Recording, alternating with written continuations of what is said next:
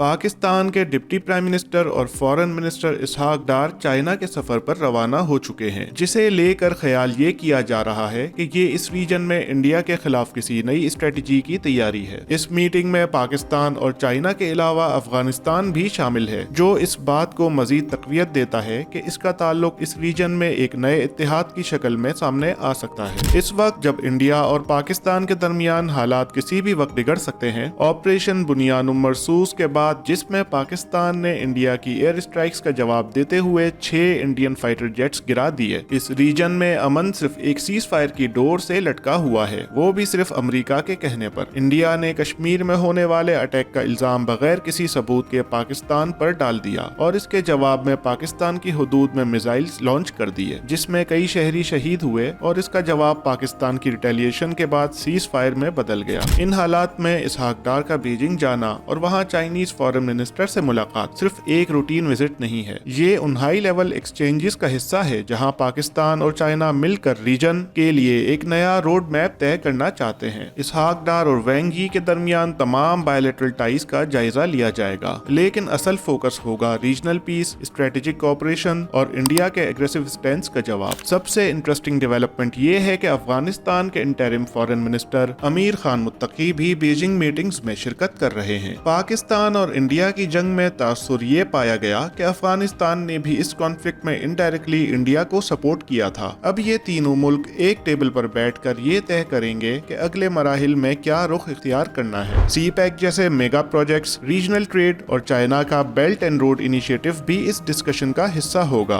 पाकिस्तान के लिए ये विजिट इसलिए भी अहम है कि चाइना ने हाल ही में $2 बिलियन का लोन रोल ओवर किया है, जो फॉरेन रिजर्व के लिए क्रिटिकल था। इसहाक डार ये भी इंश्योर करना चाहते हैं कि चाइना के साथ आयरन ब्रदरहुड का नैरेटिव सिर्फ लफ्जों तक महदूद ना रहे, बल्कि एक्शन में भी दिखाई दे। इसहाक डार ने सफर से पहले मीडिया से बात करते हुए कहा कि उनका फोकस क्लियर है, इंडिया की प्रोपेगेंडा वॉर का मुनासिब जवाब देना और इंटरनेशनल प्लेटफॉर्म पर पाकिस्तान का स्टैंस वाज़ेह करना। उनका कहना था कि इंडिया के इल्जामात बेबुनियाद हैं और दुनिया को अब ये बात समझ आ गई है। ये विजिट एक और एंगल से भी देखा जा रहा है, चाइना और पाकिस्तान का मिलकर जियोपॉलिटिकल कोऑर्डिनेशन बढ़ाना, अफगानिस्तान के अंदरूनी हालात, इंडिया की जंग की धमकियां और अमेरिका का बदलता हुआ इंटरेस्ट, ये सब कुछ मिलकर साउथ एशिया को एक नए डिप्लोमेटिक क्रॉस रोड पर ले आए हैं। अब ये बीजिंग मीटिंग डिसाइड करेगी कि ये रास्ता कोऑपरेशन का होगा या कन्फ्रंटेशन का।